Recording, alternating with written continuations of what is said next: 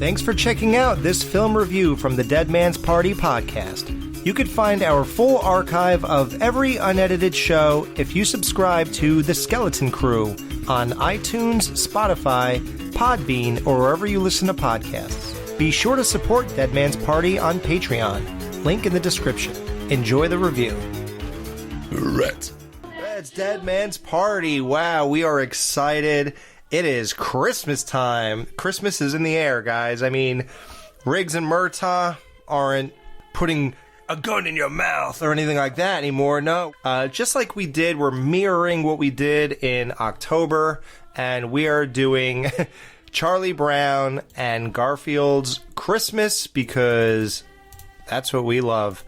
I just want to know, isn't there anyone who could tell me what Christmas is all about? Hey, maybe this guy can. Oh, wow. Chris, you're eating an awful lot over there. Are you good?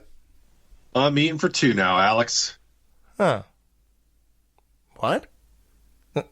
Whatever. Hey, Ghoul. What's up, man? Not much. Just whoever invented Christmas trees should be drug into the street and shot. Oh, man. Yeah, I know. I just put mine up. Sucks, right? Awful. Jesus Christ. Yeah, well, hey, we are here, and it is time, guys. We are going to review... I never know the real names of these things. Hold on. Well, thankfully, the Christmas one seems to be the same as the book, right? A Garfield Christmas. Okay. Before we go any further, the Ghoul has a story he'd like to share with everybody that just happened about, 30, 40 minutes ago. Ghoul, the floor is yours. Oh, wow.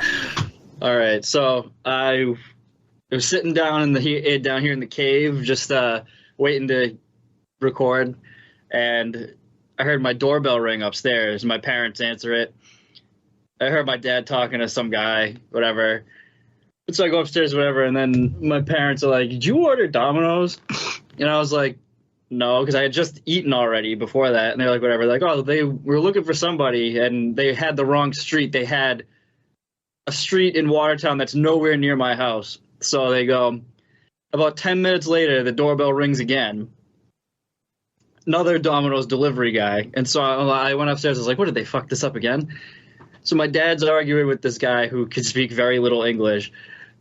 Just being like, he's like, I don't know what you're talking about. We didn't order anything, whatever. Like, not like rude. He was just like, I don't know, dude. Like, so then he like looks at the receipt and it's for the house. And then the guy was just like, here, just take it, whatever. So my dad takes it in and I'm up there just like, what the fuck's going on? So my dad grabs his glasses and he's like, who the fuck is the Ghoul? And as soon as I saw the thing, I was like, God damn it, Chris, you motherfucker. But the funny part is, what are the odds that an actual mistaken delivery was there right before Chris's wow. thing? Yeah. That is wild. That's why when it was yours, I was like, what the fuck is this? And then when I looked at the receipt, it said, yeah, my address, and it said for the Ghoul. I was like, this dumb motherfucker really did this. Alex, I sent him a medium bud special. I knew you were going to say the bud special. I knew you were Yeah. going to say that. I knew what it was, but before even I would have sent you one too, but you don't like Domino's, so I didn't know what else to do. When I placed the order, here's what I typed in the little comments box. If it says instructions for your driver, I wrote, "This is a surprise delivery. He does not know what's coming. Please say delivery for the Ghoul when they answer the door. Thank you. Please call if any questions." I didn't do any of that, right? Yeah, but it was like I saw, but I literally just eaten like 20 minutes before, so now thank you. You got food for no, tomorrow. yeah, thank you. Or I have food for later tonight when I'm trash. Yeah, he's totally trash, guys. Yeah, he'll eat it. But what are the odds that there was an actual mistaken delivery? So weird. Wild, 10 minutes dude. before. Hey, cold pizza. It's good for breakfast. Pappas, yeah. RIP. Anyway, thank you, Chris. That was very, very nice. Thank you. 'Tis the season. Wow, Chris is in a giving mood. Well, let's hope he gives you guys his best podcast performance ever, because you got Yep, Charlie Brown. Oh, wait, I guess I should talk about something personal for a second too, right? Today is the first snowfall of the year for my house. I got 6.5 inches today. I wish I had 6.5 inches up my ass. Yeah, so And I'm not just talking about my pants this time. I have 6.5 inches of snow, guys. It snowed. It put me in the perfect mood to do this. So, yeah. So what is your guys' experiences with Charlie Brown and Garfield's Christmas? So Charlie Brown, as a kid, I was not into this show at all. I saw it once or twice, and I thought it was boring. And we'll get into this later. But I didn't really get into the show until I was like 21. Oh, well, that's good enough. You're 40, what, 9 or something? I will be in 2 weeks. Yes, that's good enough. Garfield, that came out at the time that I was obsessed with all things Garfield. Came out 87. I remember I recorded it on that night when it came out on VHS. No, I'm not kidding. I had just turned 12 years old. Recorded it on VHS. Watched it multiple times every single year. I've been obsessed with it ever since. Wow. Garfield in the Rough. Garfield Goes to Town. Garfield in Hollywood. Halloween. Yeah, Thanksgiving. So, wow, Ghoul, I can't wait to hear your experience here. So, Charlie Brown, I feel like the Charlie Brown Christmas is probably the most iconic Charlie Brown thing out there, I feel like. Yeah, so, for sure. so this has been obviously like in like your childhood, my childhood as well. I wasn't totally into it. After a while, I think probably like, I don't know, 4 or 5 years ago, I was like, I haven't watched this in a while. Let me revisit it now that I'm an adult. A totally different perspective than when I was a kid, obviously, because most of the shit just went over my head as a kid. Yeah, now you get all the sex jokes. Well, so, and then, like Garfield, I haven't gotten into any of the Garfield stuff until starting talking to you guys. But really? I watched... Wow. I feel so bad for you. You missed out. No, you don't have to, because I have it now. And let me put it this way. I'm going to save my thoughts for them, but one of these I only needed to watch once this week. One of these I watched multiple times. Wow, okay, that's interesting. My dad got us into Charlie Brown's Christmas. It's funny, my dad was, not obsessed, but, this was a staple since I guess he was a kid. I don't know, it came out, 65 or something like that. Garfield is something I just did on my own, and I remember, I'm always bad with this stuff, but I feel like they always played both of these back-to-back on, like, CBS or something like that, and then just did both, and they were both great to me. I thought, wow, these are, both going to be something I do every year of my life, and I have for... These numbers just keep getting worse every time we, God, I'm so old. 20 years when you started watching Halloween. I'm so old now. What could I say here? 35 years I've been watching this? Jesus Christ. Damn. I'm going to be dead soon. Anyway. Fuck. You think about me, dude. Jesus Christ. Yeah, you're going to be dead 4 years before I... All right, guys, let's get into Charlie Brown's Christmas, and then we'll do Garfield, and then we'll verse them at the end. I think it's time. We didn't make a point of doing that last time, but if we did, Garfield won for Halloween. In a fucking landslide. Yeah, I was going to say, can you even call that fucking Great Pumpkin a Halloween special? Yeah, it was like a bunch of filler and a bunch of weird things. But yeah, so yeah, we're going to verse this for real, though. Obviously, Charlie Brown's a big deal. Christmas episode's a big deal. And little do you guys know, they actually made a part 2 of Charlie Brown's Christmas, where he It's Christmas time again, Charlie Brown? Isn't that what it's called? Yeah. I never saw it. Did you? Yeah, once in my life. Is it terrible? Yeah, it's all about buying some redhead girlfriend of his skates or something like that. I don't know. So, A Charlie Brown Christmas, 1965. Director Bill Melendez. Writer Charles M. Schultz. And then, all the voices. Peter Robbins is the guy I met that Chris is so mad about. NBD. So let me start this off by saying, in putting on this disc, which I forget about every year until I put this in. Yeah. Oh, you have 4K. Jesus. Well, but I don't have a 4K TV. So I still have to watch the Blu-ray. So when you put this motherfucker in, and I think it was this way on the previous just standalone Blu-ray, these assholes that made this fucking disc actually have the gall to make you pick between full screen and widescreen format. Who in their right fucking mind is going to watch a almost 60-year-old classic old school animation cartoon in widescreen format? Right. Why would you want to chop the top and bottom? Give me full screen every day. Bars on the side, I don't give a fuck. Oh, I don't care. I want the full goddamn picture. I don't want it zoomed in and cropped. I want the real thing. Yep. I never understood the appeal of widescreen. Yeah, not like that. That is weird. Yeah, if it wasn't made that way, I don't want it that way. It's good that my TV's big enough. I don't care. Yeah, what do I look like? Some simp? I'm just gonna I want my screen filled regardless. Right. I think there must be something wrong with me, Linus. Christmas is coming, but I'm not happy. I don't feel the way I'm supposed to feel. I just don't understand Christmas, I guess. I like getting presents and sending Christmas cards and decorating trees and all that, but I'm still not happy. I always end up feeling depressed. Charlie Brown is a depressing fuck talking about how... That's literally my first note. He's a depressed fuck, but I get it. Hold on. I do want to say, as soon as this show starts with the opening music, they blast you in the face with the whole wintertime setting. Kids ice skating on the frozen pond. It's snowing. Like, you can literally feel the cold as you watch that whole opening sequence before they actually get into the meat of the show. It is a great place setter for the whole feeling of Christmas time and stuff like that.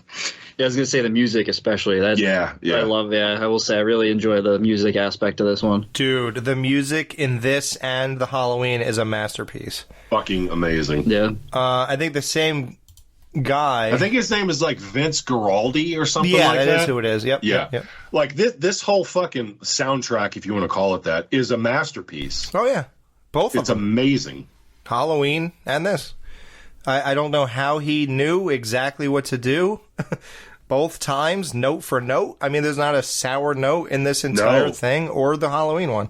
Just the mood it sets is just, it's perfect. It really is. That's what puts it over the top. Even if, let's just say you guys, I'm not predicting anything, but let's just say you guys don't think it's that great. I think things like the music and things like the imagery of the overall Peanuts gang and whatever, that really pushes you far along here. Oh, dude, even if you still were, and I don't, but when I still listen to regular over-the-air radio, like when we were at work and we'd have to have the radio on, they play pieces of music from this show on the radio at Christmas time, even though there's basically no lyrics. It's mostly instrumental because it's so fucking classic. Yeah. Well, even like you were saying, Chris, even the place setting, I always just the imagery of this one alone, even your background right there. Yeah. I was looking at it when I was watching it this week, and the way they even do the stars glowing when it's supposed to be night. I'm not a huge fan of winter, but I love sky shit, and I love looking at the sky when it's dark out in the wintertime. Just has a different hit. And that shit definitely even as a fucking cartoon, I'm damn, oh yeah, that was what you loved about the Halloween one. Yeah, exactly. The sky, It's the sky. That Halloween show was fucking. Like I say, awesome, the sky thing is just skylines get me. Content aside, they always get the right people to dress this stuff up. Yeah. Yep. Whether it be the music or the animation or backgrounds or whatever you want to say. It's just the filler in between. That's the problem. So, yeah, great imagery of them skating and then, Snoopy swinging, Garfield's neck. I mean, Garfield's neck. Charlie... Would they do a crossover? Swinging his, that blanket around Charlie Brown's neck and throwing him into the tree. That is just great. Hello in there. Rats. So Charlie Brown saying, "Rats." When he gets no cards in his mailbox. How come he didn't burp when he said that? Rat. Oh my god. He tells Linus he doesn't feel the way he's supposed to feel at Christmas time. He says, maybe I just don't get it. Now, do you guys, and I'm being serious, I'm not joking around. Once like the holidays hit, like Thanksgiving all the way into Christmas, do you guys like get a different feeling just like about yourself? Just your whole like personality, like life your feels different. your mood based. Like, does shit feel different to you during that time of year? Because it sure as hell does for me. It's the only time I like winter. Yeah, the holidays. Yeah. And also because, like, I have a fucking big family, so a lot, like, from, like, the middle of November until basically all the way through New Year, there's always something going on between my family and friends, like, on the weekend or some shit. So I'm just around all the people that, like I give a shit about for the most part. And then after that's over, it's just fucking gross, cold winter. But, yeah, so you definitely feel, like, this like, in between, absolutely, yeah, everything, life is completely, everything is almost, like, good during these like November and December months. Like, right. Yeah. Exactly. And that's how I almost feel like a different person during that 1 month stretch from Thanksgiving to Christmas. And maybe it's just because I've been so into Christmas stuff since I was a kid, just whether it be the decorations, tree, the music, all that stuff. It is by far my favorite time of year. Yes, I feel great, and I love it, and I love the music. I love all that classic crap music everybody's sick of that they all say, oh, God, I don't want to hear that crap anymore, whatever. No, I do too, dude. I fuck with Christmas music, but the only fucking Christmas song I never, ever want to fucking hear again is goddamn Mariah Carey. I knew it. No, yeah, I feel like a totally different. I feel like a kid again, and it just brings me back to those good times. Dude, you're right. Sorry to cut you off. I think that's what it is. This time of year is so nostalgic for me and takes me back to childhood that it's almost just like I forget about all the other fucking bullshit going on in my life, and for this 1 month, I just get sucked into that whole vortex of just all the Christmas shit. I will say Christmas. They always say suicides are high and all this. Well, that is the next thing I have in my notes. I have on the flip side, I realized that this time of year, not to get super serious, but if you have experienced like tragedy or loss in your life at this time of year, you want nothing to do with this time of year as a reminder of like what happened. Right. So even Charlie Brown just going to the mailbox and not having Christmas cards and being like, nobody likes me. That just makes me think of like all the people who, lost someone this time of year or whatever the case may be. And every time the holidays are approaching, they're just like dreading it. I really feel bad for those people because if I didn't have this time of year to go to every year, I'm not saying I'd be suicidal, but it would suck because I look forward to this time of year every single year when it rolls around. Nobody sent me a Christmas card today. I almost wish there weren't a holiday season. I know nobody likes me. Why do we have to have a holiday season to emphasize it? Thanks for the Christmas card you sent me, Violet. I didn't send you a Christmas card, Charlie Brown. Don't you know sarcasm when you hear it? Well, since we're here and we're doing broad strokes, kind of, let's stay on them for a second. And can we talk about what is the problem with this What do I keep saying? That's where your head's at. That's why you want to do Garfield so bad. What is the problem with this Charlie Brown person? Why does everybody hate him? Am I missing something? Like, shouldn't there be some, like, Angelica from Rugrats? Shouldn't it be obvious why everyone or even Lucy, right? Like, shouldn't she be the one talking like this? Why is an unassuming guy who doesn't seem to bother anybody, who just kind of floats through life, why is he so despised by every single person besides the balding Linus? Because Charlie Brown has alopecia. But Will Smith likes his wife. Yeah, Will Smith likes his wife so much he slapped another guy because of a joke that he made about her alopecia, calling her G.I. Jane or saying she should be in G.I. Jane Part 2. Well, she should. It'll get her career going again. She was in Scream 2. Why not do a G.I. Jane 2? Right. It's not a step down. And her kids I think him and the kids are the only people who like her, right? Yeah. So maybe there is something to this. Maybe you're right, dude. Because nobody likes her or Charlie Brown, right? So what a spinoff that would be. Charlie Brown and Jada Pinkett Smith.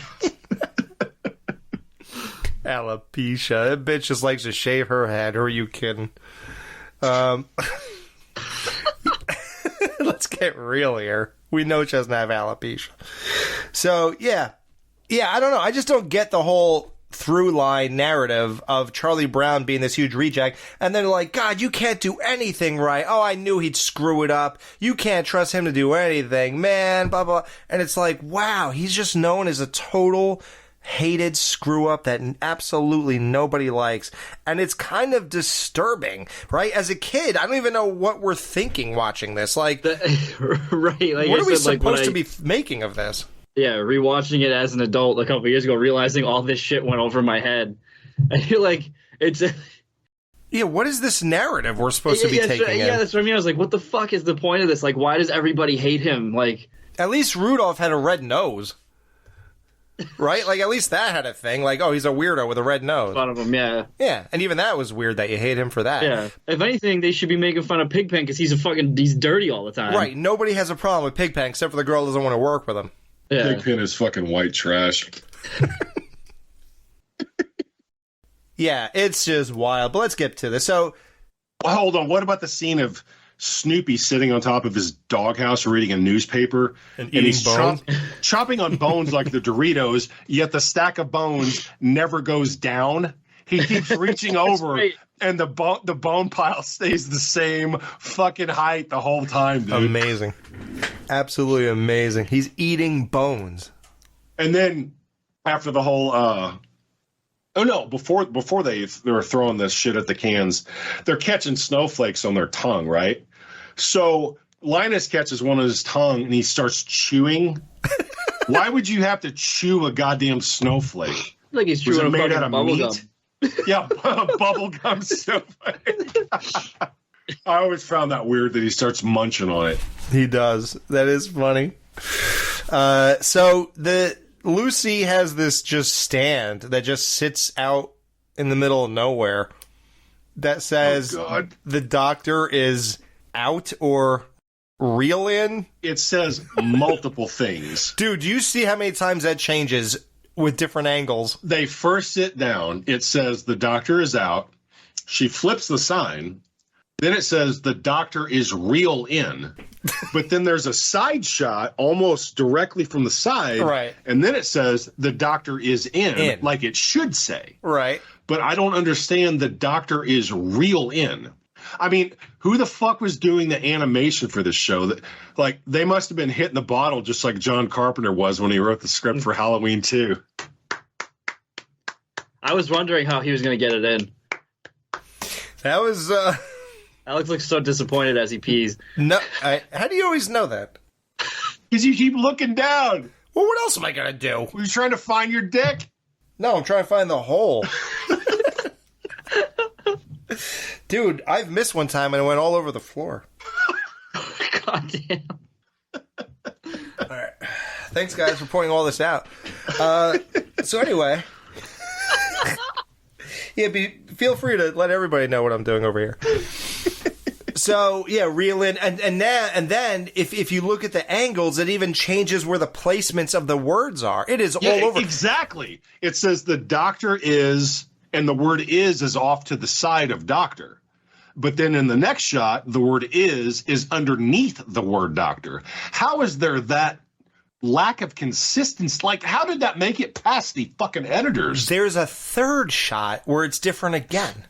Oh, really? I found it for the first time this year. I forgot, I didn't write it down how it does. So if you guys are watching, just stare at it and just keep staring at this thing. You'll see there's 3 different layouts for these words. But that bothered me as a kid. As a kid, I would be like, what does that mean? The doctor is real in, or whatever the fuck it said. That doesn't make any sense. I don't know. All right now. What seems to be your trouble? I feel depressed. I know I should be happy, but I'm not. Well, as they say on TV, the mere fact that you realize you need help indicates that you are not too far gone. I think we better pinpoint your fears. If we can find out what you're afraid of, we can label it. Actually, Lucy, my trouble is Christmas. I just don't understand it. Instead of feeling happy, I feel sort of let down. You need involvement. You need to get involved in some real Christmas project. How would you like to be the director of our Christmas play? Me? You want me to be the director of the Christmas play? Sure, Charlie Brown. We need a director. You need involvement. That will cheer him up for Christmas. A guy who has absolutely zero experience with anything in the world is going to direct a Christmas play that he knows absolutely nothing about. Snoopy decorates his doghouse. He's entering a lights and display contest.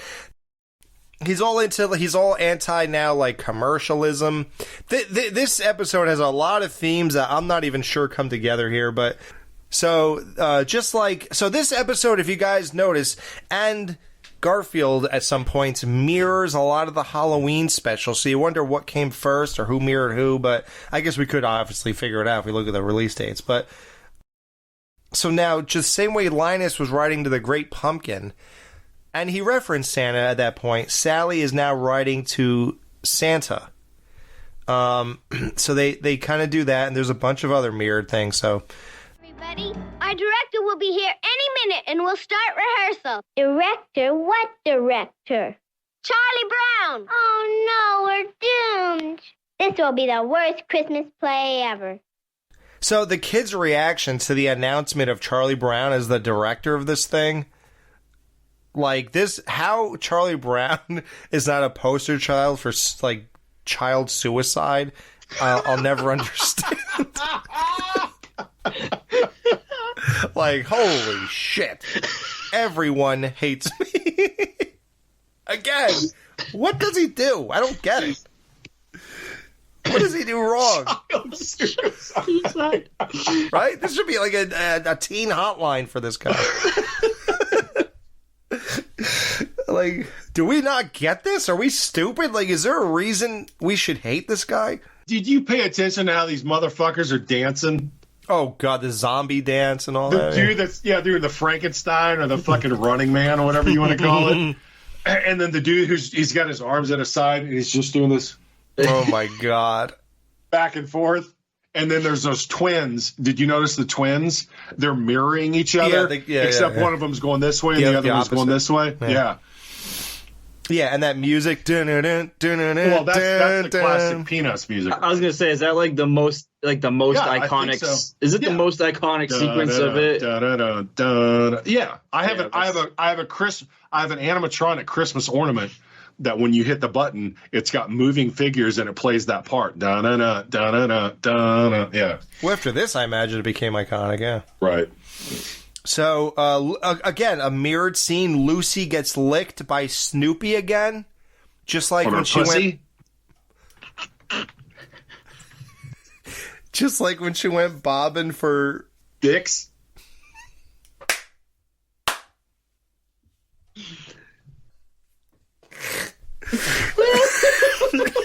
Unreal. Bobbing for apple bags.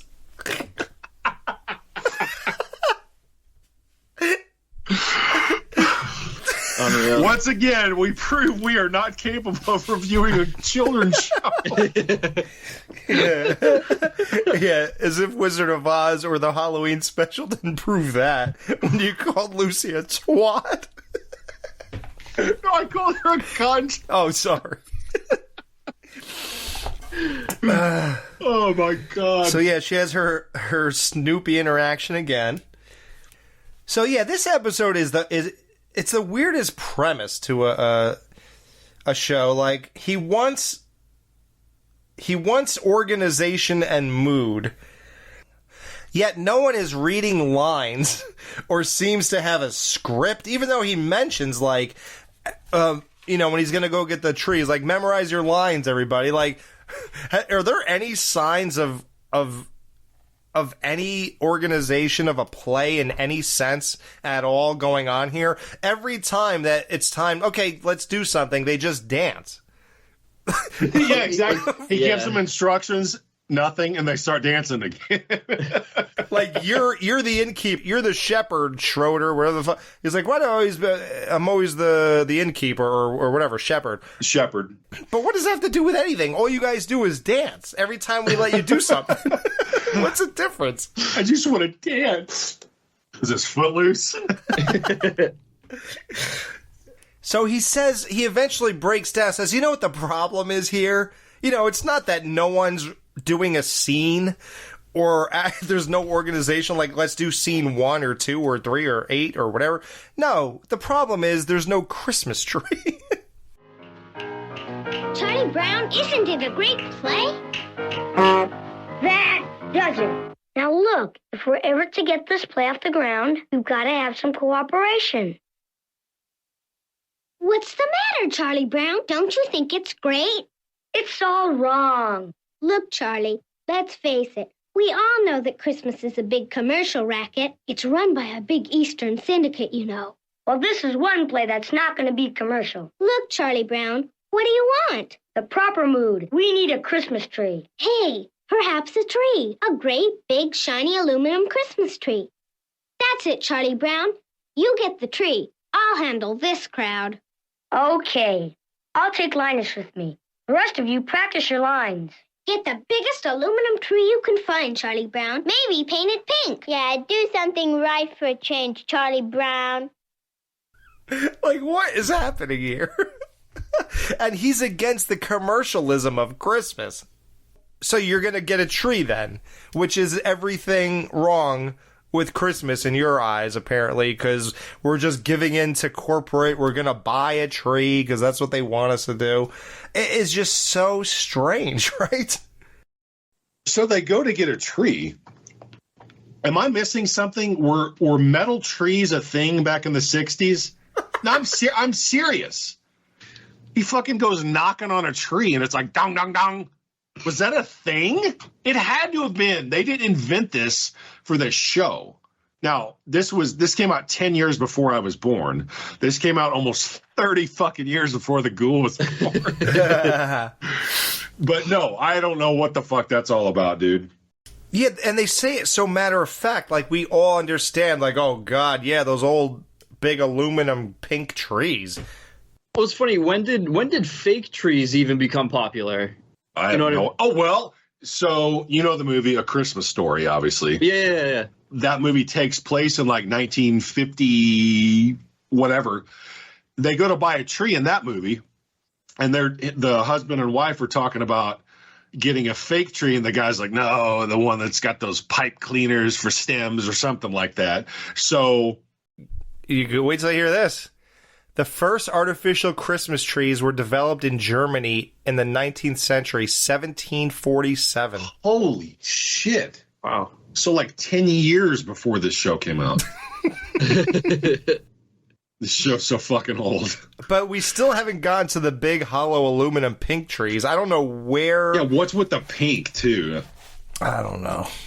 So weird. This is gonna bother me now. Why do I feel like I've seen that in some, like an actual aluminum Christmas tree somewhere? Are you thinking of Goodfellas when they had that tree, that pink? That's exactly what I'm Do thinking. I knew you were thinking that. Do they have a metal tree in that? It was pink, I think. It was yeah. Was that's it not? Or white? It was white or pink. Yeah. Yeah. That's exactly why I'm fucking thinking of that. That's all I could think of. Yeah. So we get to another mirrored scene where Snoopy reacts to the piano playing again. Like, dude, we did this. Let's just say it. Snoopy is fucking worthless in these shows. They're trying to add humor, obviously. In my opinion, he brings nothing to these shows. I don't find him funny or anything like that. He's more useful in this one than he is in the Halloween one, because at least in this one, he's like doing Christmas shit. The Halloween one, it's in the middle of his own World War II fucking... Somehow the most entertaining part of that one, too. Wild. Snoopy's iconic looking and all that, and he looks good with Woodstock, and okay. That's the sad thing, is if you say the Peanuts to anyone, they probably think of Snoopy first. Dude, they have Snoopy floats on Thanksgiving. Yeah. They just did it a couple weeks ago. I see what you did there. I hope.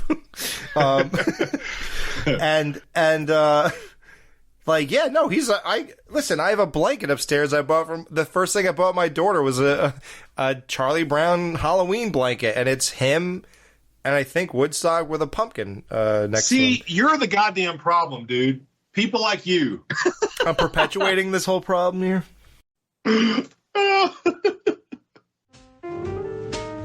Gee, do they still make wooden Christmas trees?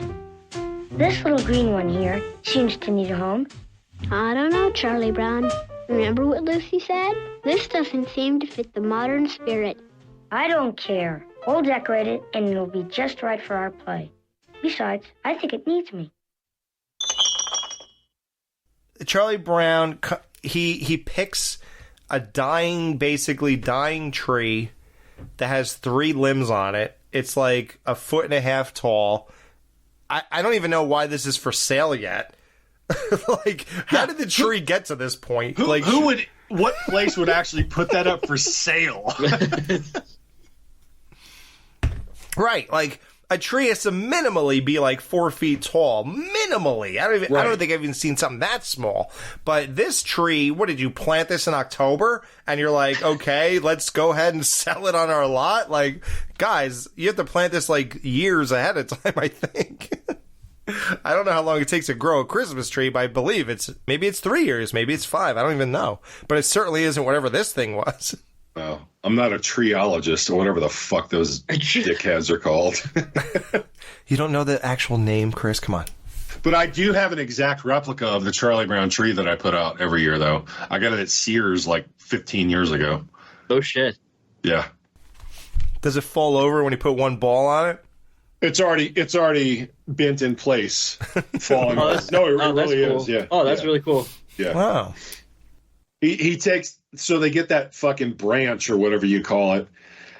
As soon as he picks it up, half the goddamn needles fall off of it. They take it to the school, and of course, all the kids make fun of him. We're back.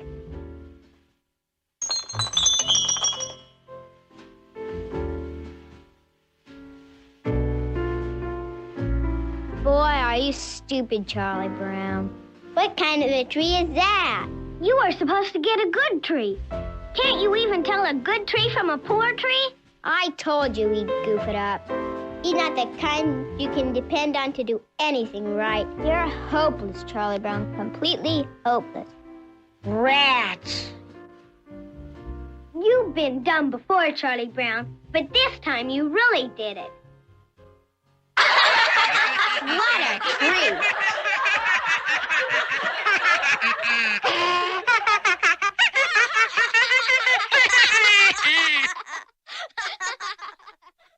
Boy, are you stupid, Charlie Brown. And all I can say is, what, Alex?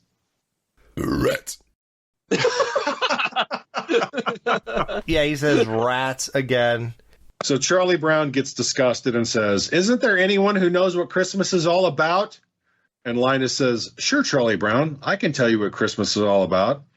And he walks to the center of the stage and says, "Lights, please." And the spotlight shines on him.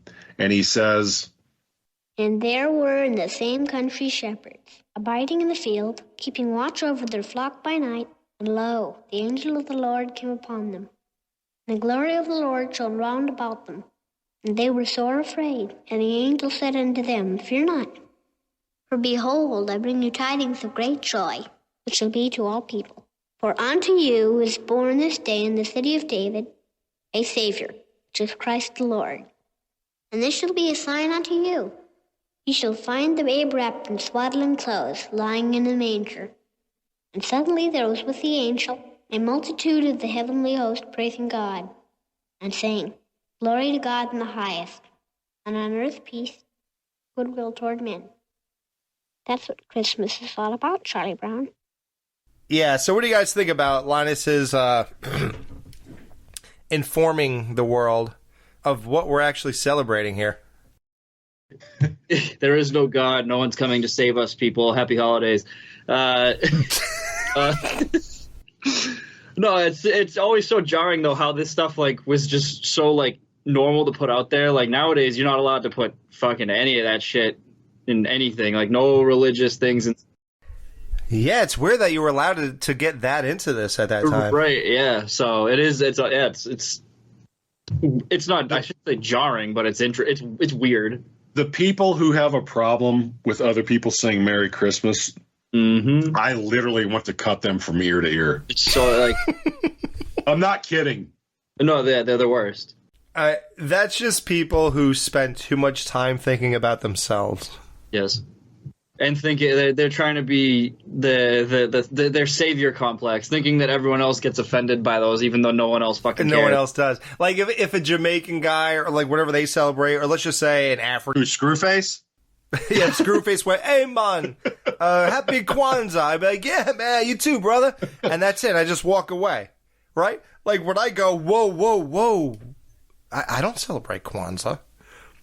Like, do you think I would say that? Like, what mental case would give a fuck about something like this? Exactly. Fuck yeah. Give him a fist bump. Just keep going. Exactly, yeah. So Charlie Brown takes his tree and decides to just leave this whole directing gig, like Steven Seagal left for Vietnam, whatever. And he just... Yeah, you just do whatever you want. Bye. So he just marches off, and he walks past Snoopy's doghouse, who won first prize, by the way. Yeah, first prize in a group of one. Yeah. Who was he going against? I think he was hosting it. I don't think there was an actual competition. I think Snoopy's just running a gambit on some shit. Lights and display contest. Who's he going against? That's the big dog and Scrappy Dog. Hey, Spike. Hey, Spike. I'll decorate your house, Spike. Right, Chris? Did you ever have a little Scrappy Dog decorate your place? You're the big dog. Yeah, that's me. I'm the one that has a hot tub in my backyard and a bunch of... First prize? Oh, well, this commercial dog is not going to ruin my Christmas. Charlie Brown is against commercialism in this episode, yet he's gonna take the thing he said. He said, "Oh, my own dog's gone commercial. So what should I do to fight this? I'll use those exact components to build my tree up and make it great by being commercial." So he goes and he just steals one bulb off the house, and the tree collapses. He thought he killed his tree. He runs away. I killed it. It's just funny the way he says that. I killed it. I've killed it. Oh, everything I touch gets ruined. And he runs away, and then all the kids, for whatever, even though they hate him, they all followed him out into the middle of nowhere and walk up to his tree, even though it's abandoned, just sitting there. And then Linus says, "Gee, it's not such a bad tree. All it needs is a little love or something." Wraps a blanket around the base of it. And suddenly it's strong enough and can hold every ornament on Snoopy's doghouse and grow branches and an entire trunk and body and everything it takes. Thank you. I said the green needles on the tree grow by a factor of 7,000 in the span of 2 seconds by putting lights and ornaments on it. The spirit of Christmas. That's what it does. How does the tree he walked out of there with look like the thing behind you right now? Yeah, exactly. Does that look like a goddamn twig with 2 branches sticking off of it? Where'd the green come from? Why does it have a fucking chain around it? Well, that's for the bondage. I was going to say Lucy took it off her neck after Schroeder, but I didn't shit.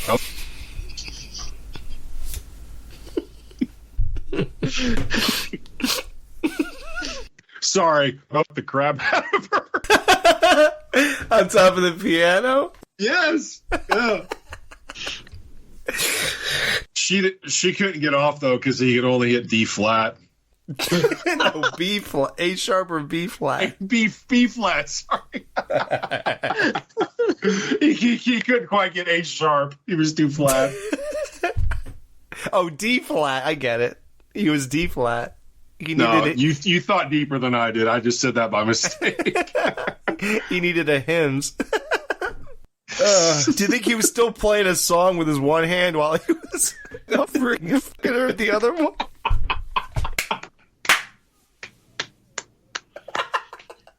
Fucking brilliant.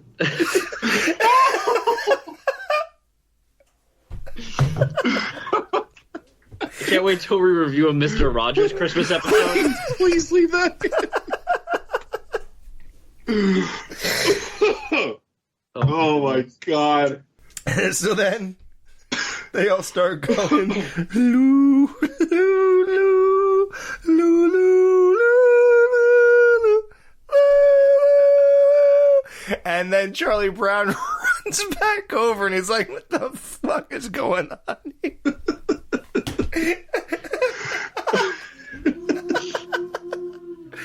So then they all just suddenly like him for whatever reason.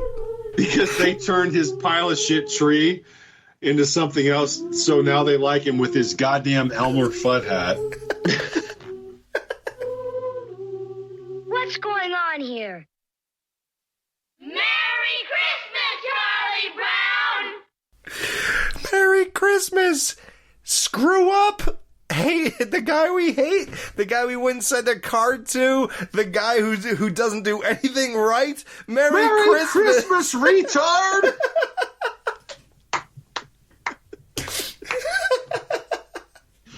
Oh my god. Holy shit, what a bunch of hypocrites. What a bunch of phonies, every one of them, even him. Going commercial just to get Sellouts. They're all sellout, every one for different reasons. All of them.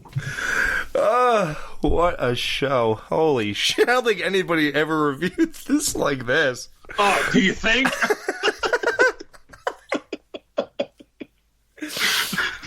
What just happened?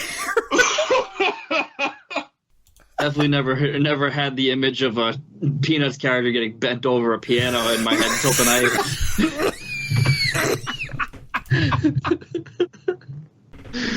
Amazing. All right, on that note, how do you rate this? How many D flats are you giving this? What's this called? A Charlie Brown Eye Christmas? How many eyes are winking back at you guys for Charlie Brown's Christmas out of 5? Ghoul. Revisiting this back in adulthood a few years ago, and I've only watched it maybe 2 or 3 times since, including this week. This is going to give away the answer to my what I said at the beginning of the show. I don't think I need to watch this ever again. Oh! This was fucking like, this was depressing as hell. Wow! Yeah, like there's like shit. Not that I'm like looking at this as like whatever, but now as a reviewer, this makes no fucking sense. These people are all whatever town these fucking characters live in, they're all fucking dirtbags. Like, it's just like they're like. I kind of feel bad for Charlie because he hates himself, and then everyone else also hates him. So it's just insult to injury. Snoopy is just stealing the show because he's just a fucking dog doing weird shit. I like the imagery, and I like the Christmas and the Christmas aesthetics and the music. I'd say this is 2. What do we say? Brown eyes. Oh wow, 2. Yeah. Ghoul coming in hot for once. Yeah. No, that's good, man. I totally understand. Like I said, I don't think I need like I said, I've watched it a couple times in the last few years. I don't think I need to watch this again, especially not during Christmas time. I think I want to watch it more after our review. All right, yeah, maybe I'll listen to our review more than I watch this movie ever again. I want to think about this stuff again. Yeah, two out of what do we say we're doing? 2 out of 5 brown eyes. Yeah, that's yeah. 2 out of 5. How many brown eyes winked at you? Charlie Brown eyes. Yeah. Charlie Brown. Yeah. Okay. Wow. Well, Chris, this should be interesting. Like, you warmed up to this. Now that you took a closer look at this, How many Charlie Brown eyes are you giving out of 5 for this episode? Okay, so like I said at the beginning, I was not into this show as a kid.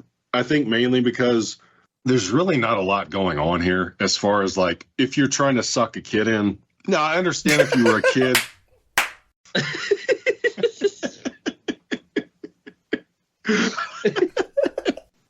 If you were trying to grab a kid's attention in the 60s when this was new, I get it. However, when I was growing up, by the time I saw this show, I was probably, I don't know, this is just a stab in the dark, probably 8 maybe. And in my opinion, even now as an adult, the middle section of this show drags. Once they get to the school to do the play, there's a chunk in there, not Chunk from the Goonies. I was trying to do a line from him, too. God damn it. You got me too quick. I was going to go, damn it, when he went to get the soda pop. Ah, damn it. God damn it. There's a chunk in the middle where nothing really happens except the kids dancing and Charlie Brown trying to direct, but nothing's happening. However, I will say the reason this show grabbed my attention when I was like 21 years old, I was watching it close to Christmas, like on TNT. They would show it quite a bit at that point because it was off of network television by then, I think. And I just kind of got drawn in just to the whole overall vibe and aesthetic of the Christmas time. And then even though we made fun of this part in the show, at the very end, when all the kids gather around and start to sing Hark the Herald Angels Sing, it just like, this is going to sound corny, it just kind of touched me. And I just thought, I don't know, it just really like, I just really was like overwhelmed with like Christmas spirit, for lack of a better term, that one year. And I was like, holy shit, why haven't I been watching this all these years? But then I thought, well, it just didn't resonate with you back then like it does now. So ever since 1996, so this will be the 29th December in a row, I will have watched this on Christmas Eve amongst many other shows that I have made into my annual Christmas Eve lineup. However, as far as an overall rating from start to finish, yeah, I'll give it 3.5 brown eyes. 3.5. Like it's got some shit I really like a lot. But that chunk in the middle where nothing happens, it just kind of takes me out of it every year. I'm just kind of like, okay, let's go. Let's get to Linus's speech. Then let's get to the end with the tree and all that stuff. Yeah. Because they're all obnoxious. It's hard to like most of these kids. So it's weird to get into their moment in the middle. Yeah, it's weird. Yeah, so I've watched this forever. It's almost beyond criticism. Even though we found a way to do that. Did we, though? Did we? Yeah. Or were we just pointing out the obvious? I don't know. It's so iconic. It's so classic. The music, the imagery, the message is all mixed up. I don't know. Is there even one? I don't know. I think they kind of like lost the big ta-da moment and they didn't know what to do. So they're like, well, I don't know. What's the big ta-da here? Well, the tree he picked sucks, but they put more stuff on it and it stood up and grew branches and then everybody started singing. I don't know. Like, it's almost like a bunch of people on drugs wrote this or something like that. You know, it's like the weirdest thing, right? Yeah, like, no, that makes the most sense, honestly. When I say that out loud, I sound like a crazy person. So to me, I don't know how I think it said Timothy Leary was one of the co-writers. You know who that is? Yeah. He was like the godfather of LSD. Yeah. So like it's really weird. It makes no sense. It's as if the whole episode is as bizarre as Snoopy's Red Baron thing, but in a different way, you know. But again, I'll watch it every year, and hopefully, I think of everything we just said just now because it'll make it a better time. But yeah, I'm right there, 3.5 out of 5. Charlie Brown eyes, yeah. Yeah, I will. Starting this year, I will never, even though I just watched it, I'll still watch it again on Christmas Eve. I will never watch this show the same again after this recording. Oh, no. I hope not.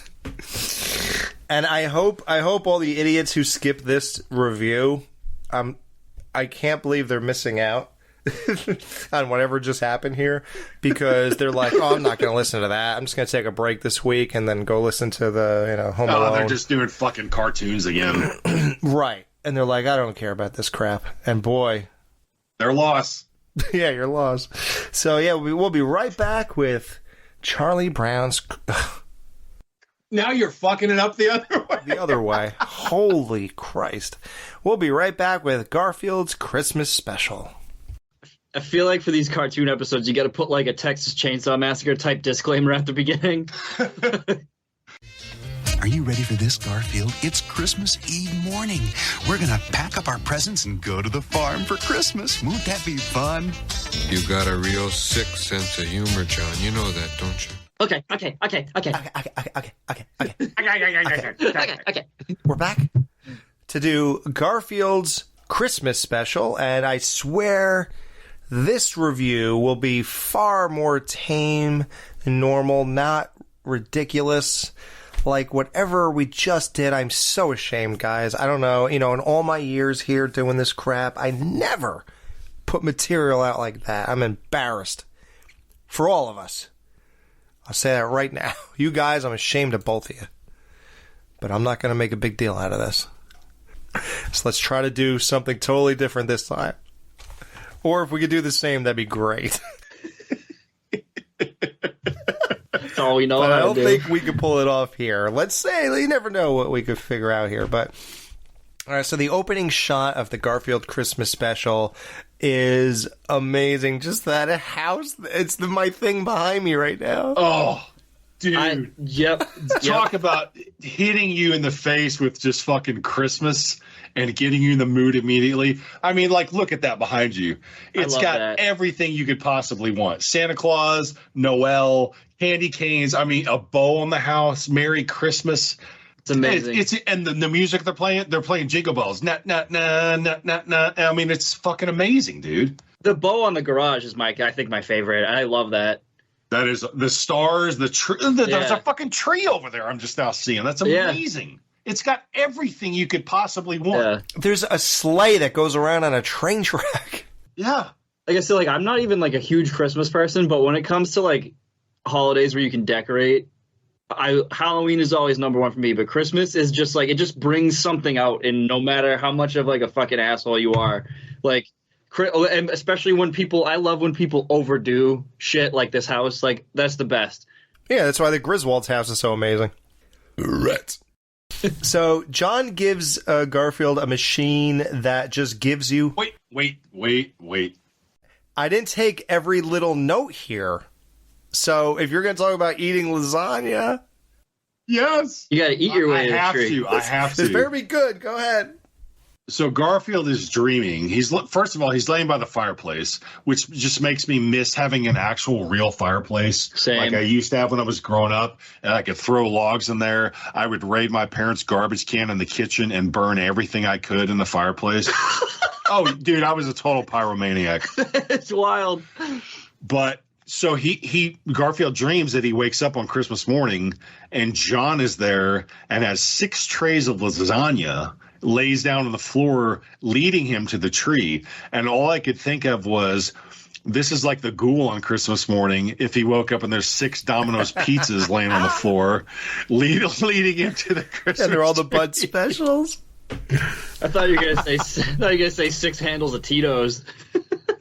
Oh, actually, my notes actually say there's a trail of 6 Domino's pizza leading him to the tree, and then a barrel of whiskey with a bow on top. Do you think if the Ghoul had the machine that just gives you whatever you could think of, would be coming out were bottles and pizza boxes and nothing else? Yes. And guns. I'm sorry. It took me a second. Dude, I didn't put that in my notes, but as soon as I said that, I was like, one of them. I can't believe I didn't think of that. Fucking Yeah, Could you imagine all guns and bottles and pizza boxes came out? Oh my God. Yep. As soon as I saw this, I was like, one of them, if not both of them, are gonna say mine would just be booze and guns and like something else. Pizza, Domino's. Or no, his McDonald's is amazing too, I heard. No, ew, no, I didn't say that. No, that's the one in Cherry Hill. Oh, right. Yeah, man. Yeah, what a thing. The gift. We should, well, I guess we could do a gag. We already did Ghoul. What would it be if Chris was in that seat? God. Shit. So I would wish for a 4K television. Oh, yeah, a real one, yeah. I would wish for... It would just be Blu-rays, dude. Who are you kidding? Is this just like, do you get one wish? Is this like No. unlimited? How does this work? Whatever you can think of. It says it reads your mind and it gives you whatever. So then it's endless, right? Yeah. Yeah. Oh, then, 100% life-size replica of Dr. Loomis from Halloween 2, probably. Wow. So he could probably... no, that wasn't a reference. I was just saying. Oh, damn it. That fucking reminded me of something I didn't say in fucking Charlie Brown. Good. Thank God. No, my wrap-up. No, you got to leave this in. The wrap-up I was going to say, according to just like Dr. Loomis said, Christmas isn't about ghosts and goblins or witches. It's about the unconscious mind. The unconscious mind and Santa Claus. We're all afraid of the dark inside our Charlie Brown eye.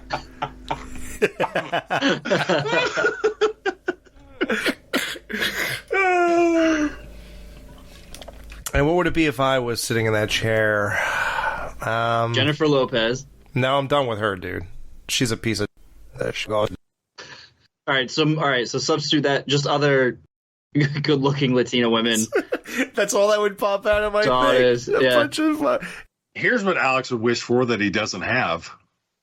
The real cut. I have that.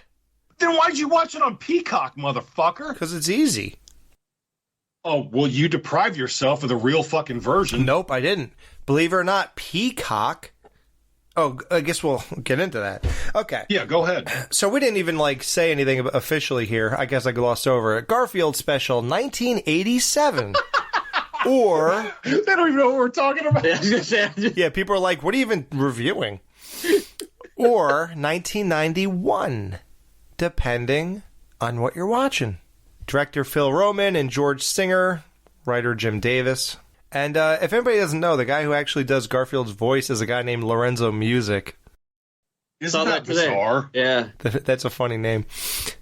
He's a legend. We love him because he did everything, and he even did the entire fucking thing of Garfield and Friends TV show, which went on for seasons.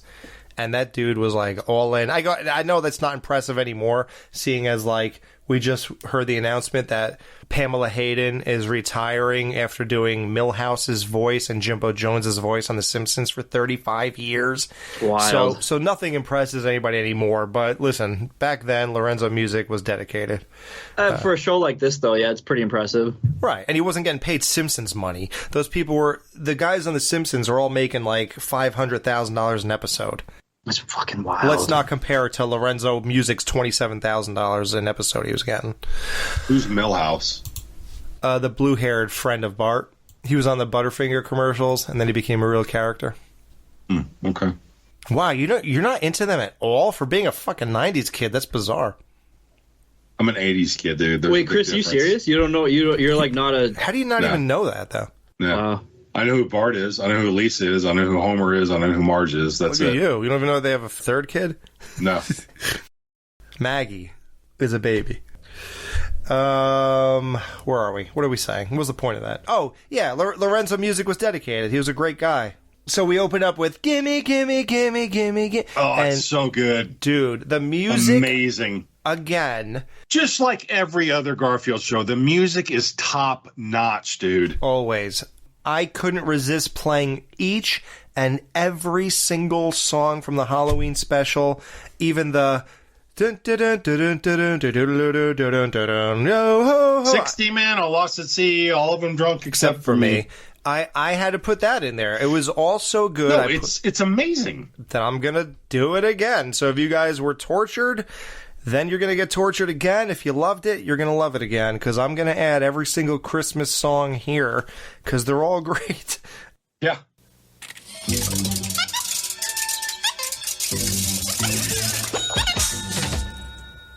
And that's just for starters. Now this is what Christmas is all about. Just when you think all your presents are accounted for, that's the time you gotta ask for more. Christmas is my favorite time of year, 'cause that's the time I get my Christmas cheer.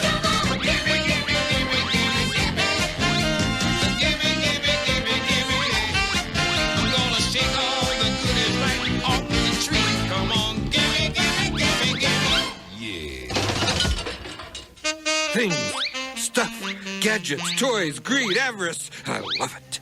I don't know who's writing these things, but they're all good. So we're going to go to the farmhouse for Christmas to see John's family. So they head over to the farm. We get another song there. Dun, dun, dun, dun, dun, dun. Chores. Dun, dun, dun, dun, dun. Work. Dun, dun, dun, dun, dun. Big fat hairy deal. I mean, Dad would chop down the tree. Chores, Mom would fix up the meal. work, Doc Boy would get in the way. fighting, big fat hairy deal, Decorating the tree. gardening, Wiring all of the lights. electrical contracting, Wrapping boxes and writing out cards. office work, out of sight. Then we'd take those presents and pile them under the tree. We'd barely get a wink of sleep, wondering what they could be. The special gifts of Christmas, that really make it great, It's so great. are the insomnia and the anxiety kids get from having to wait. Can't wait till Christmas. There's so much to do. Can't wait till Christmas. Wake me when it's through. So I think part of why this show, specifically the farm scene, struck a chord with me is because I had family that lived about 30 minutes away from me who lived on a farm. And our family would rotate houses every Christmas between like 3 families to where we would go to. So every third year, I was going to this goddamn farmhouse out in the country. And it was literally just like this fucking house in this show. So I could really relate to the scenes in this show as far as the house, the way it looks outside and all that stuff. Like you would get out of your car and you would get bowled over by the smell of cow shit.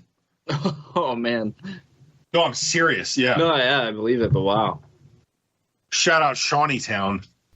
wow. Yeah, I don't have any farm family or anything like that, but man, this... You just fuck farm animals. Yeah, I did. And I'll tell you, the best thing is to eat falafel smothered in sheep sperm. Dad would chop down the tree. Chores, Mom would fix up the meal.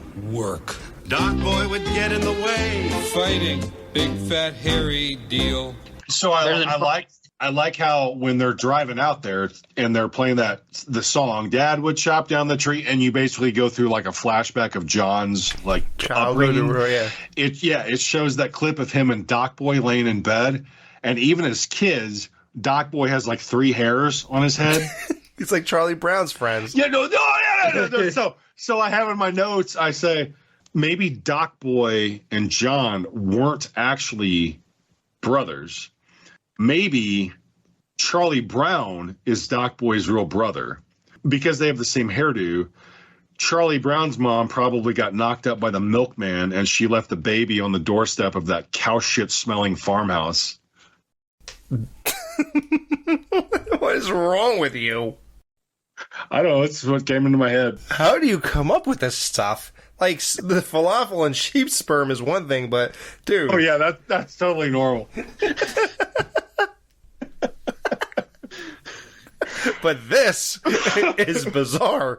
I mean, come on. I have like weird notes about John's family. Okay. I hope There's- so. Yeah, Yeah, I hope we don't have any normal notes. I was gonna say there's a lot going on. Oh, Well, first of all, what the fuck kind of name is Doc Boy? Well, he said it's not his real name. But like imagine well, if you're that was Ghoul. You're too young to know this, but Alex, you remember the show The Waltons? I don't remember it, but I heard of it. Yeah, But you know what it is. Yeah. It was about this farm family, and one of the main characters was one of the sons, and his name was John Boy. I know. So Okay, I know. this was a total riff on that. Wow, look at you bringing real. No, we never had that before. I didn't look that up, but that has to have been what it was from. Of Doc course Boy, it was. John Boy, yeah. I was just like the way they're drawn, they all look so weird, and I was like, they kind of all look inbred, except for John and the grandma, obviously. Yeah, the only two normal people who barely interact. Yeah. She's more into the cat than the person who brought the cat. Yeah. Yeah, the fucking grandma who looks fit as a fiddle is telling John that city life is making him soft and elbows him in the gut. Did either of you have, or did you know anyone that when you all were kids, like lived with grandparents in the same house? Because I knew some kids like that, and I always found that very odd. But now as an adult, I don't really think it's that weird because it was probably based on financial reasons. Oh, yeah. Yeah. Well, I had a grandmother who lived with the guy who played Jason in my movie. She lived with him our whole childhood. She came to live with us, me, in '94, and then my parents threw her out within a year and a half. Was she raping you? She was sleeping in my bed. I bet she was. They made me get a bunk bed so she could sleep in my room because there was nowhere to put her. Burying your nose in that gray muff. So she would sleep in my room in the bunk bed, and then she hated me though. All she did was complain everything about me. I would come down the stairs and go in the kitchen. Your dick's an inch and a half. Jesus Christ. What is wrong? How drunk are you guys on these shows? I'm not. It's just hitting me. I'm actually fine. Yeah. He keeps I'm just rolling with the vibe. His bed keeps shaking up and down all night. I don't know what he's doing. No, she was a big fat grandma. It wasn't like one of those frail ones, eh? Oh, gross. Were you top bunk? Yeah. Oh yeah. No, she climbed up there. I mean, you seem like such a. You could have been an evil kid and just made her do it. So you could look up her fucking moo-moo. She wore a muumuu. I knew it. I fucking knew it. Oh yeah, she did. I didn't know what it was at the time. You were so fucking horny though, looking up there. Like, come on. What are we doing here? This is a Christmas special. Do you remember that? Do you remember this is our listeners love that shit. Dead Man's Party, dirty Christmas special. I've had to live with a grandmother twice in my life because of locating between sexual reasons. No, 100%. Sorry, stop. I'll stop. No, dude, no, I don't care. It's fine. No, it's like financial reasons. Like in between houses, I've had to live with one of my grandmothers, but she was cool as shit though because she let you. Yeah, no, she's dead now. You can't say that. So is mine. You think it stopped Chris? All right, there we go. All right, all bets are off. So was Doc Boy living there with his fucking parents, or is he also just visiting like John? Nope, he was living there. He was definitely retarded. Wait, but I'm asking an honest question. Do you really know that? Like, I assumed it for my whole life, but now reviewing it posed the question. Well, no, he definitely is living there because, like, I mean, as someone who still lives with their parents, like when my sisters come over, like it's like that, like oh, there's the one uncle who still lives at home. Oh, he definitely lived there the whole time because the goddamn dad said, "Boy, you better doggone play those 24 years of piano lessons. Better be worth something." Think about that. They paid for 24 years of piano lessons for that fucking simp. 24 years. So let's say he was 4 or 5 when he started. I was gonna say he's got to be my age. At the bare minimum, he's in his late 20s in this show, and he still lived at home because they paid for piano lessons for 24 years. And he still sucks. Oh, how horrible he was at playing that song. He has not paid attention. But wouldn't the piano teacher have said, I can't fucking do this anymore. I'm sorry. 24 years. Would they let him go 24 years with lessons and still be that bad? Any teacher would have said, I'm sorry, it looks like this isn't working out. Like, would a teacher collect the money that long? I mean, it's easy money, I guess. I mean, my God. And wouldn't the parents have noticed? Like, no one fucking noticed that he doesn't know a single thing in 24 years? Like, in year 1, year 8, year 12, or 17, whatever. Like, no one figured this the fuck out that he has no idea what he's doing till today? Guess not. Isn't that weird? Like, you've never asked him to play a Christmas song until this year? 1987? What about 77? What about 1970? Nothing? Like, I don't even understand how it got this far. Grandma, you remember Garfield, don't you? Well, I'll be. I remember back when all we had were wood-burning cats. What do they think of next? Bizarre. I love when we first meet Grandma, how Garfield jumps up in her lap, and she says, I remember back when all we had was wood-burning cats. First of all, what does that mean? Well, I Googled it. I can't find a good definition of what that means. Yeah. Everything I Google just leads back to this show. Wow. I feel like I Googled that like 10 years ago and I got an answer. Well, let's explain this to people. So they did this in 1987. They released it in 1987. It was on TV in 1987. So as this became something, or people cherish this, or whatever the case, we don't know why. But somebody realized that this episode is amazing enough that it's just not perfect, though. So they went back, and in 1991, they reanimated many of the scenes. Not many, but a good... One major scene, and a couple bit parts. They had to edit things so it fit TV commercials and all this other stuff, but... The 1991 version is the superior version. They showed the grandpa instead of just talking about him, like in a picture, though, and all this other stuff. So there's like little differences here and there. And Wait. Hold on. You're saying they actually show like a scene of the grandfather? They show they show an old photograph of Grandma and Grandpa. All right. Yeah. All right. So that's the one I watched. Yeah. Okay. Yeah. She saw the new version. The deleted scene was when he was fucking her in the ass. Amazing. That was the 93 version. The bootleg copy. The 93 version. That was the HBO version. The Skinamax version. Yeah. Do you think you needed a Viagra to do that, or was Grandpa good at that point? Blue Chew? He was all natural. You know why they give Viagra to old folks in nursing homes, right? To keep them from rolling out of bed.